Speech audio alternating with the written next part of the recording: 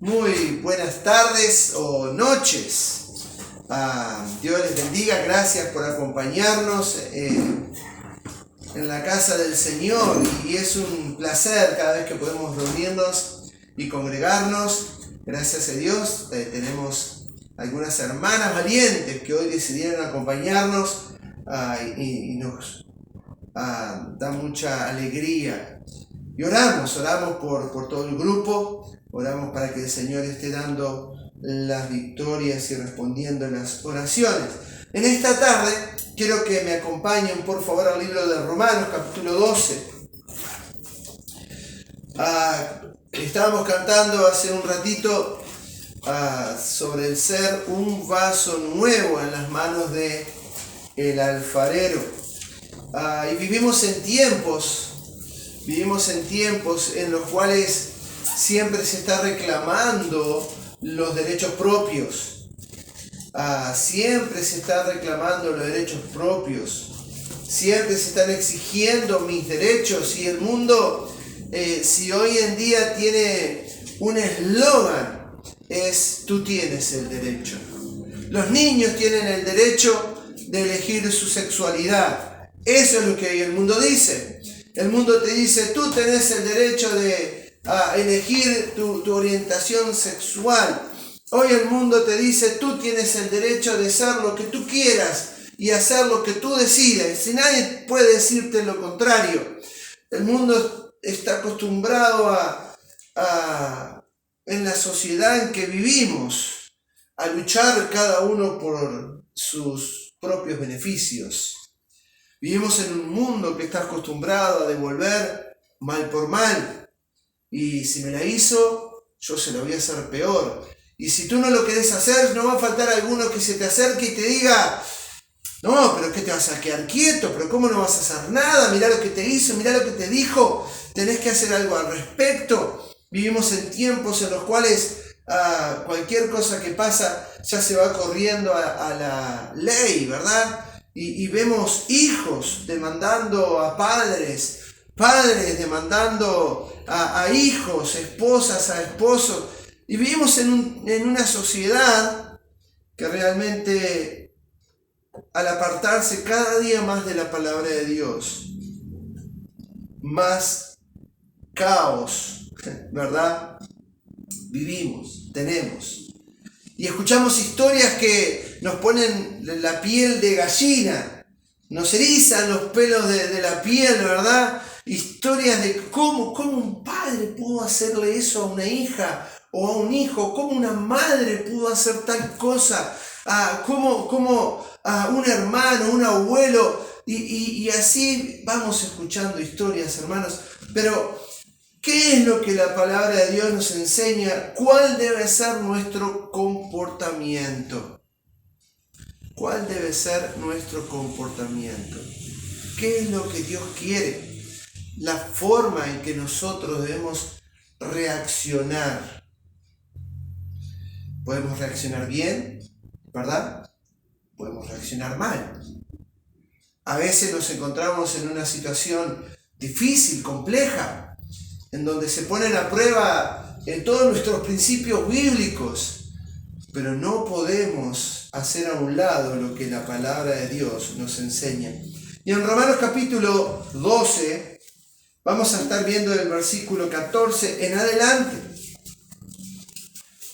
cómo Dios quiere que su pueblo, sus hijos, que el cuerpo de Cristo se comporte.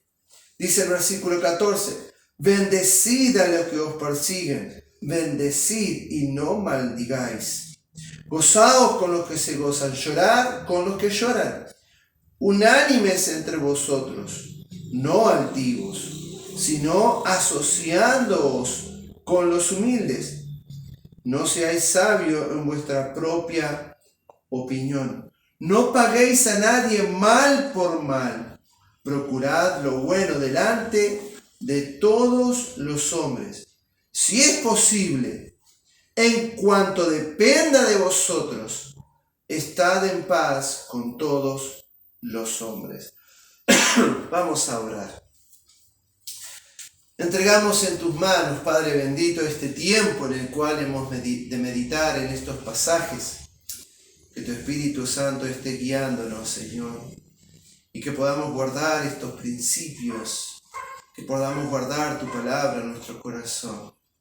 Padre, y al ser probados, que podamos vencer por la obediencia a lo que tú nos enseñas. Gracias, Señor, por tu palabra, por la Biblia. Gracias porque es una luz que ilumina nuestro camino. Padre, bendice este tiempo en el nombre de Jesús. Amén. Amén. Pablo escribe esta carta a la iglesia en Roma. Pablo escribe esta carta a cristianos que habían puesto la fe en Cristo y que habían comenzado a padecer cierta persecución. Y sabemos que la persecución que los cristianos sufrieron en Roma fue muy cruel, fue muy dura. Ahora, también los cristianos que estaban en Roma estaban acostumbrados a un imperio que lo había conquistado prácticamente todo en esa época. Un imperio que se vanagloriaba de ser fuerte, de ser poderoso, de conquistar, de vencer. Cristianos que estaban acostumbrados en su incredulidad, en su ignorancia de Dios, a adorar todo lo que se movía. Porque los romanos tenían múltiples dioses y adoraban a esos dioses a veces de maneras totalmente contrarias a los principios bíblicos. Y estos romanos habían estado siendo enseñados, adoctrinados. Vimos la vez pasada por Priscila y Aquila, como en Romanos 16, a Pablo le saluda, diciendo, y a la iglesia que está en su casa. Ahora, esta carta es un desafío para estos cristianos que se habían convertido al Señor en Roma.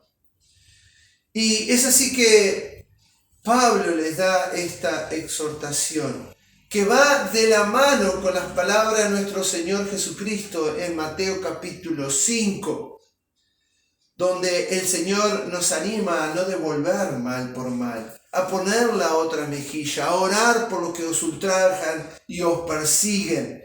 Y Pablo, recordando las palabras del Señor, exhorta a los hermanos en Roma, diciéndoles en el versículo, dijimos 14, bendecid a los que os persiguen, bendecid y no maldigáis. Y vivimos en tiempos en que totalmente contrario a esto. ¿Es así o no? Vivimos en tiempos en que la sociedad trata de siempre devolver mal por mal, pero normalmente se devuelve el mismo mal. No, ¿verdad? Peor. Ay, me la hizo, yo se la voy a hacer 2 veces. Yo se la voy a hacer peor. Y ya se comienza a planear y a cranear. Hace poco escuché el testimonio de una señora que me decía cómo un grupo de hermanos trataban de complotarse contra otro, ¿verdad? Y animándole que sí, vos rompete la ropa y andar a la comisaría a decirle que te pegó, que te denunciaron, ¿no? Cosas que nos parecen casi graciosas, pero realmente son trágicas, ¿verdad? Pero ¿cuál debe ser nuestra actitud? Bendecid a aquellos que os persiguen. Estamos de acuerdo que no es fácil. Estamos de acuerdo que no es sencillo. Estamos de acuerdo que demanda de el fruto del Espíritu, que es la templanza, ¿verdad? Y decimos, bueno, pero la templanza, ¿de qué me sirve la templanza? ¿Y qué es? Es más, ¿qué es la templanza? ¿Verdad?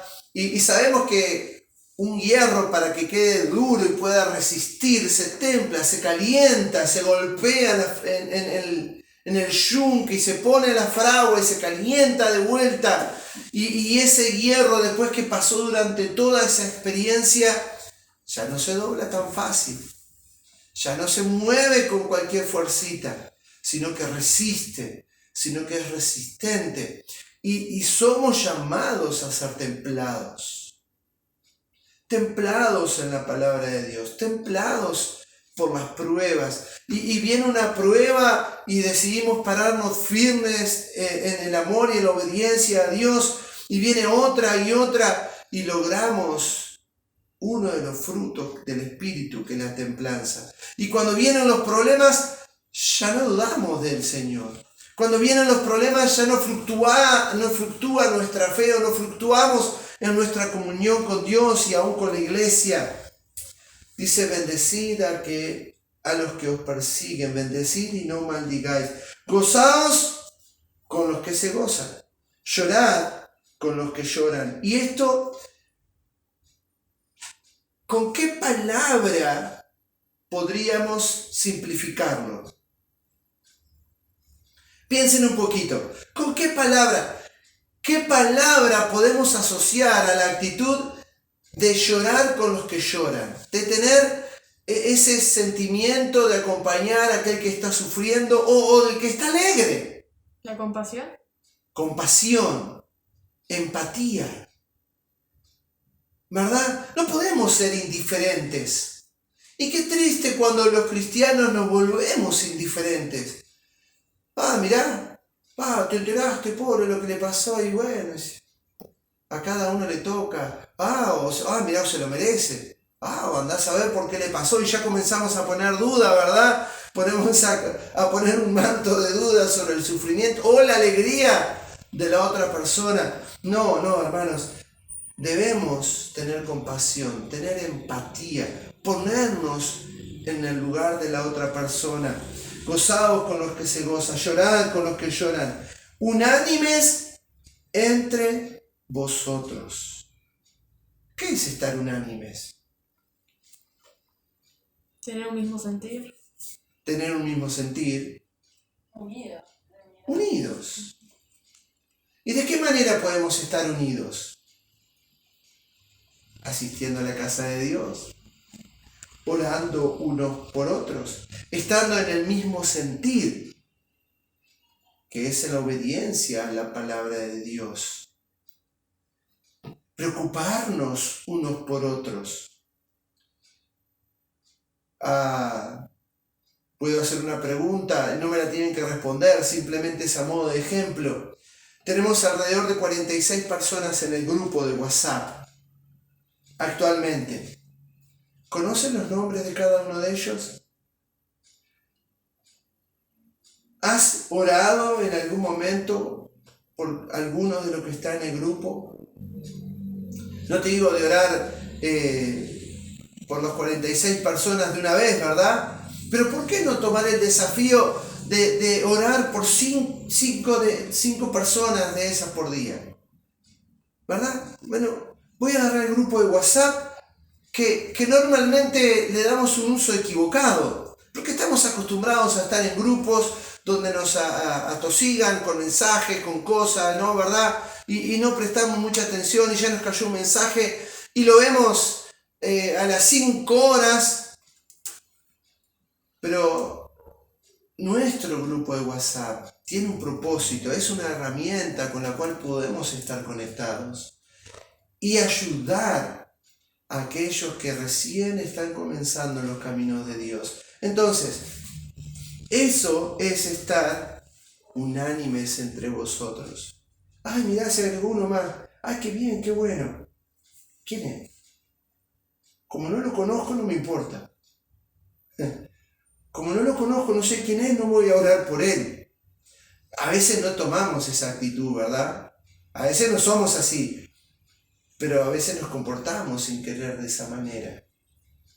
Pero debemos estar unánimes, no altivos, sino asociándoos con los humildes.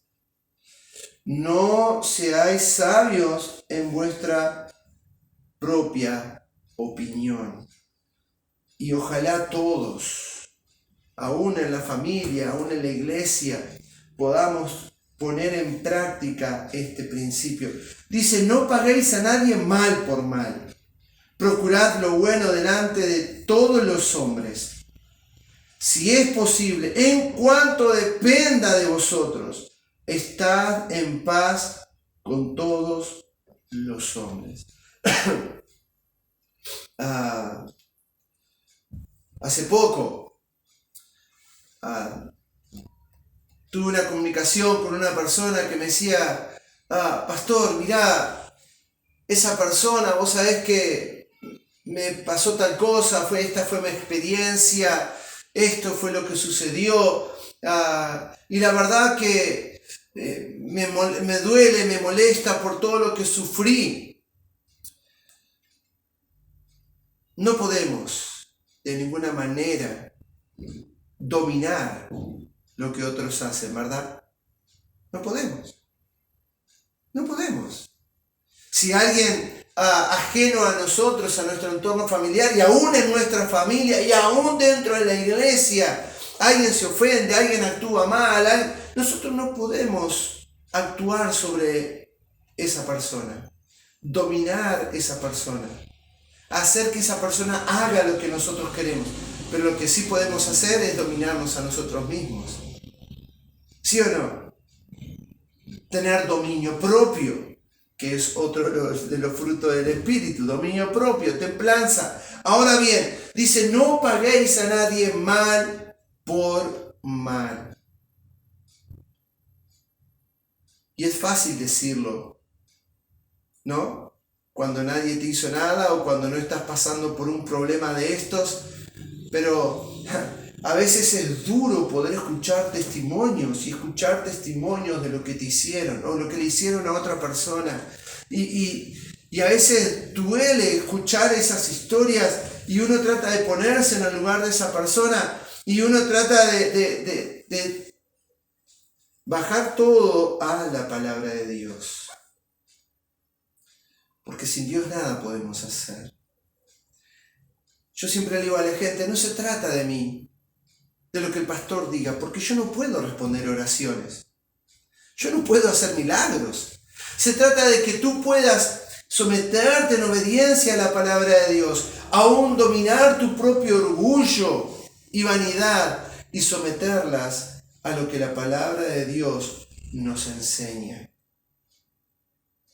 Y considerad lo que se nos aconseja. Dice, procurad lo bueno delante de todos los hombres. No dice del que te hizo bien. No dice solamente del que te ama. Porque el Señor mismo dice, si amáis a los que os aman, ¿qué recompensas tendréis?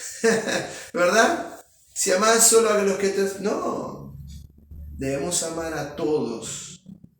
Y dice, procurad lo bueno delante de todos los hombres.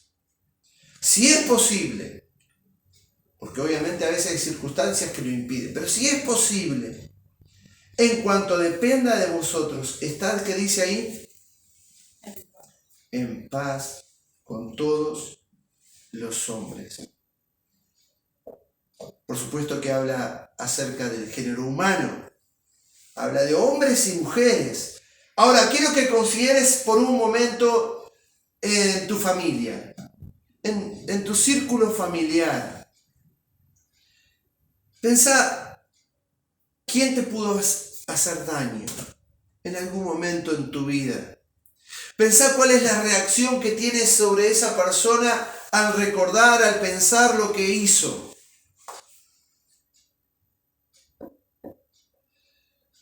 Porque a veces, la verdad es que personas pasan 5, 10, 15, 20 años y aún toda una vida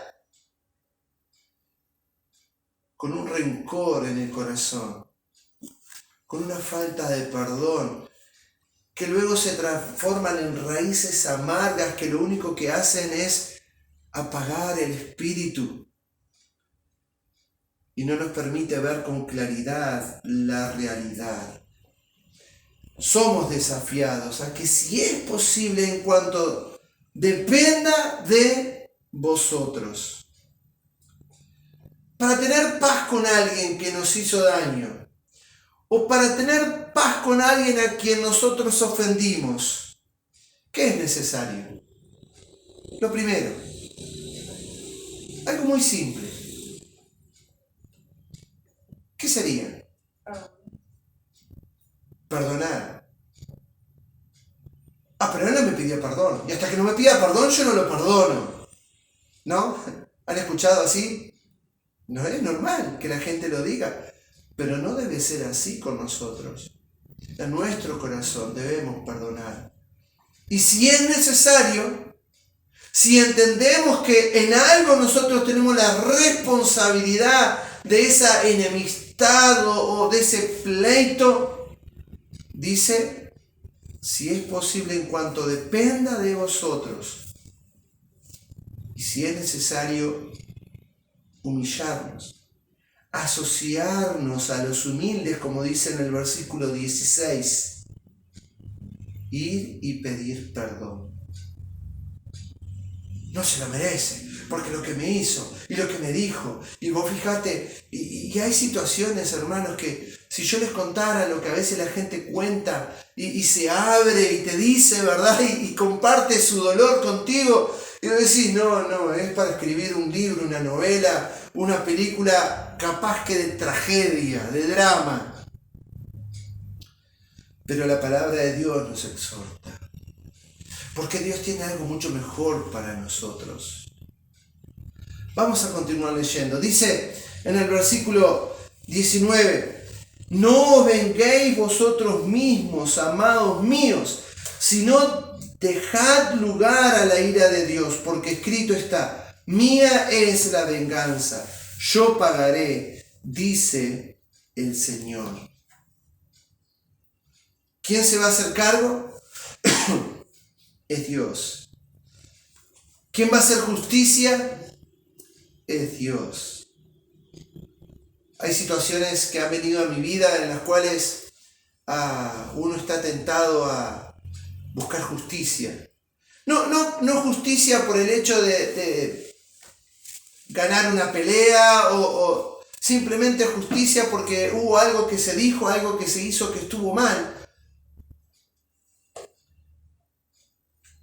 Y en algunas ocasiones he orado al Señor, exhibe tu justicia. Yo me quedo quieto, yo voy a quedarme quieto.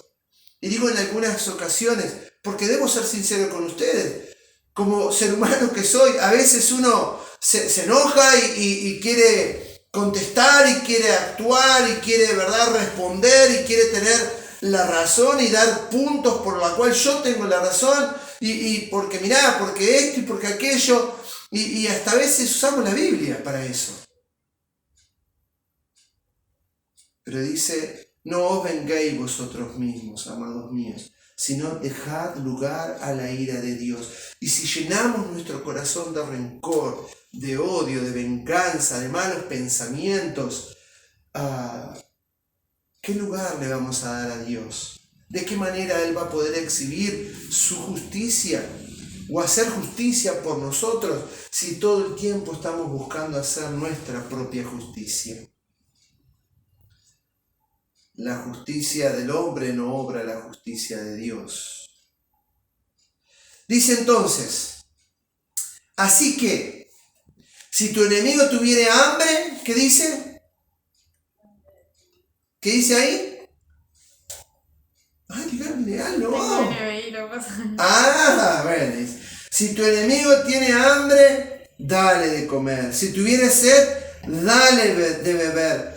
Pues haciendo esto, ascuas de fuego amontonarás sobre su cabeza. Y saben que esta frase se ha convertido a veces por algunos en un enigma. Lo asocian a cultura, porque en la antigüedad era muy común que cuando un vecino se le apagaba el fuego durante la noche y se quedaba sin brasitas para encender el fuego a la mañana, iba a pedirle carbón encendido o fuego al vecino. Y tenían unos recipientes las mujeres que se ponían en la cabeza, porque vieron que en la antigüedad las mujeres llevaban toda la cabeza y aún en algunos lugares hoy en día aún lo siguen haciendo, que uno se pregunta, ¿cómo hacen para llevar eso en la cabeza? Pero ahí van las mujeres derechitas, ¿verdad? Y le iban a pedir ascuas, que ascuas significa una brasa encendida. ¿Tá? Eso es lo que significa ascuas. Y algunos lo asocian a esa cultura. Pero buscando en el diccionario, ascuas también a qué hace referencia. A una frase que normalmente a veces se dice, estoy en ascuas, o me dejaste en ascuas. Avergonzado. Sí, o confundido. También podría ser. La verdad que estoy en vilo, que es una palabra, ¿cómo se dice? Un sinónimo. En vilo significa llama. Ascuas literalmente simplemente es un carbón encendido. Pero cuando lo llevamos al diccionario y buscamos su significado, está ese significado, decir, estoy en ascuas.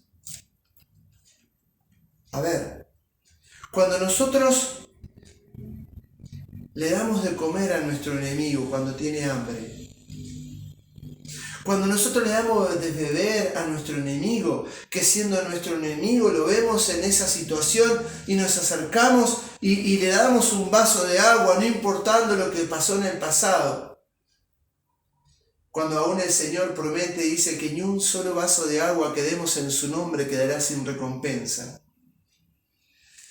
Dice que ascuas de fuego amontonarás sobre su cabeza.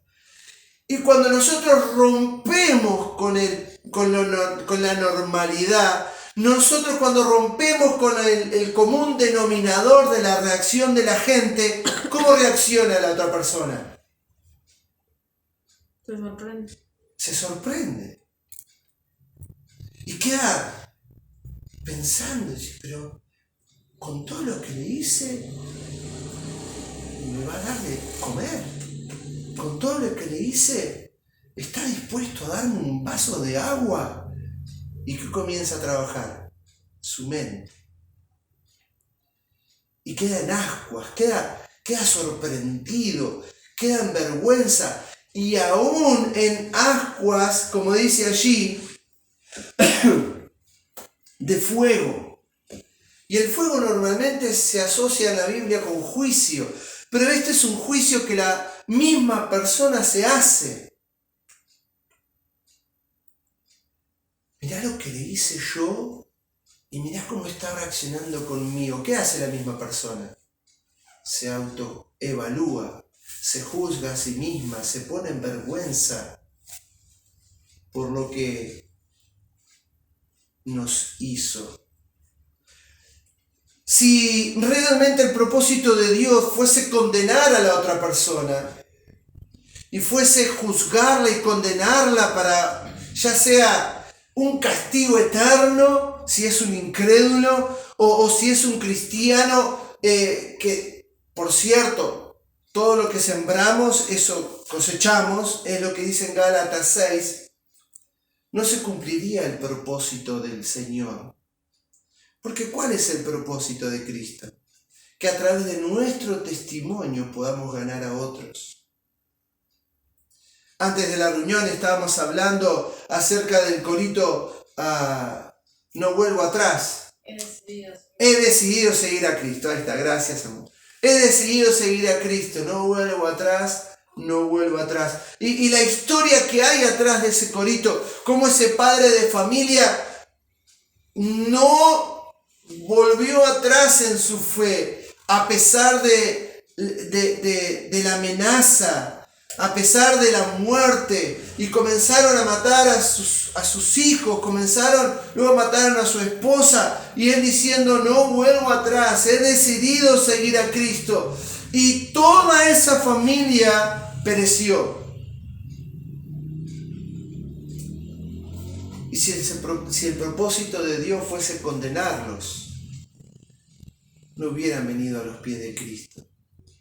Pero por el testimonio de ese hombre, que a pesar de la amenaza, de la muerte, se permaneció firme en la fe, y se mantuvo en su decisión, en su convicción de seguir a Cristo. El jefe de esa tribu, luego de haber quitado la vida a toda esa familia, dijo, wow,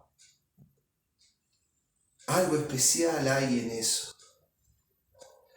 Y el jefe de esa tribu puso la fe en Cristo y luego él, toda la tribu. Pero si el propósito de Dios fuese condenación, fuese venganza, fuese destrucción, no se cumpliría el propósito de Cristo. Porque Dios quiere que a través de nuestro testimonio, a través de nosotros romper, como dije hace un ratito, ¿verdad?, con el denominador común, salir de lo que el mundo hace y actuar como Cristo nos dice. La gente queda en ascuas, queda sorprendida y se autoexamina y se autojuzga. Y qué mal que estuve, mirá cómo él está actuando conmigo. Hay algo diferente en él, yo quiero lo que él tiene. ¿Cómo puede devolverme el bien cuando le hice tanto daño? Y esa persona, a través de nuestra actitud, tiene la posibilidad de acercarse a los pies de Cristo. Y esto va de acuerdo al corazón del Señor Jesús, que estando colgado en la cruz, habiendo sufrido tanto, habiendo sido azotado, escupido, le arrancaron la barba, lo denigraron al extremo, ¿qué dijo? Estando en la cruz, Padre, perdónalos, porque no saben lo que hacen. Algunos asocian esta frase con el castigo, con la condenación. Pero si fuese así, ¿cuál es nuestra motivación real? ¿No? Pensemos en esto. Si esta frase fuese de condenación y realmente significara un castigo y acumulación de un juicio sobre esa persona, ¿qué motivaría nuestra acción? ¿El amor del Señor o el deseo de venganza? No, yo no me voy a vengar. Yo voy a esperar que el Señor lo reviente. Yo voy a esperar. No, yo no voy a hacer nada. Yo me voy a quedar quieto, Señor. Yo le voy a dar pan. Si tiene hambre, le voy a dar agua. Pero Padre, cumple tu promesa. Espero que lo condenes, lo juzgues. Y espero verlo sufrir y que se retuerza. No. ¿Qué sería lo que nos motiva? Lo que nos motivaría? ¿Sería el amor? No, ¿verdad? Esta frase lo que nos motiva es que podamos hacer reflexionar a nuestro enemigo. Que quede en vergüenza, que quede pensando, que quede en ascuas, que quede sorprendido de ver nuestra reacción antinatural para ellos. Y que de esa manera puedan ver a Cristo en nuestra vida. Para terminar, no seas vencido de lo malo, sino vence con el bien el mal. ¿Con qué podemos vencer el mal? Con el bien. Con el bien. Mal más mal es igual mal. ¿No? Es como las matemáticas. Negativo más positivo, ¿qué da? Negativo. ¿Verdad? Negativo más negativo, ¿verdad? Positivo. Son esas cosas raras de las matemáticas. Pero en este sentido, la única manera con la cual podemos vencer el mal que viene a nuestra vida, a veces de parte de un vecino, de un amigo, de un familiar o de un hermano en Cristo, es solamente con el bien. No hay otra manera, no hay otra forma, no hay otra fórmula para la victoria sobre lo que es malo, sobre el mal y aún sobre el pecado. No seas vencido de lo malo, sino bien vence con el bien al mal. Vamos a orar. Padre, gracias. Gracias por tu misericordia, gracias por tu amor, gracias porque tú nos hablas, nos exhortas, nos desafías en tu palabra. Oro en el nombre de Jesús, que tu palabra no vuelva a ti vacía, Señor.